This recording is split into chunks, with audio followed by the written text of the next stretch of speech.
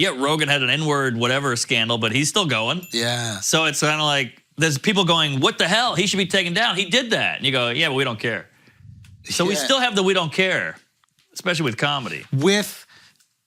If you have enough of a community. I think you need the community. You need the community, which is what we're all trying to build. And that's what happened with Shane, is he got famous before community. Yes! If Shane was like Great this point. standout fucking star on SNL and then this thing came up, I don't think he gets canned.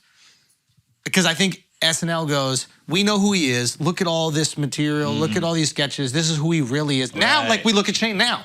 We look at Shane now, we go, that was a gross mischaracterization of Shane. Look how funny this guy is, and he is not that at all because we have all the material. Back then, that was the only thing that existed from Shane. That's all we knew about him. It was like a Rolling Stone article saying he's in SNL, and then the best Asian accent ever. Right? So you're a fan.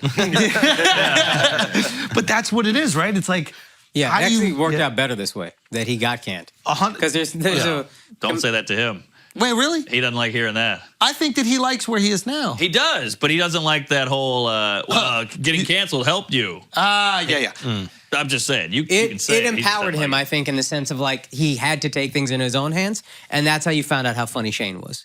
Because if Shane is on SNL, I don't think he's putting out that special at the Creek, and I don't think you're seeing... I don't think he gets to put... Son, I watched Isis Toyota. I texted him like a month ago for the first time, that sketch. Hilarious. I was fucking howling. I airplayed it, made my wife rewatch it with me. Like, he's not going to put that on SNL. No. And they could use it, by the way. Yeah, they could. But it empowered him to be like, all right, well, let me just do this on my own.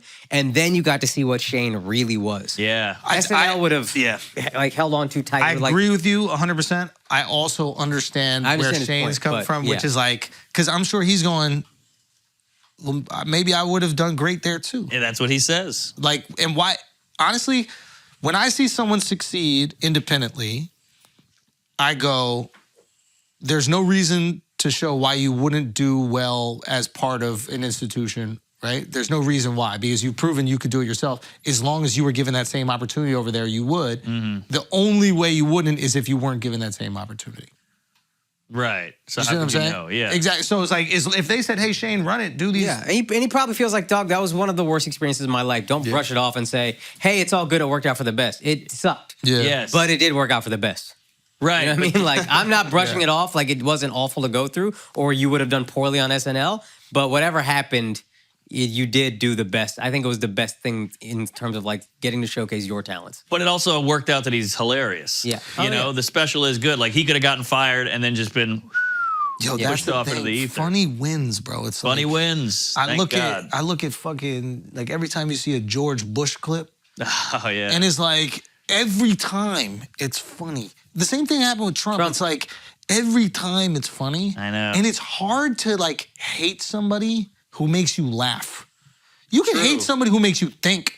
Like, there's like a, Jordan Peterson is like a very thoughtful guy, and he says these things are really interesting. You like read the book, you're like, oh, I should clean my fucking house or whatever. Like, and that's great. But if he does one thing to annoy you, you're like, oh, fuck this guy telling me to clean my fucking room. You can be too smart. You can be too cool. You can't be too funny, bro. You can't be too funny. You can be too almost everything. That's great. Amazing. Except funny. That's great. Yeah. No one's like, Mr. Bean's a dick. Yeah. He's just a funny weirdo. Because all he's been is funny. That's it. Yeah. Yeah, it's like when you venture out into...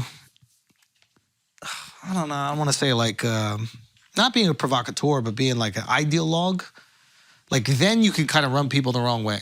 Yeah. And that's the tricky thing I think about people like... Because the funny gets lost. Because the funny gets lost. Like I think Carlin was so appreciated maybe by us and the people before us because we knew how funny he was. And I think new people that find the end of Carlin, they're like, but he's not saying jokes or whatever. Yeah, yeah.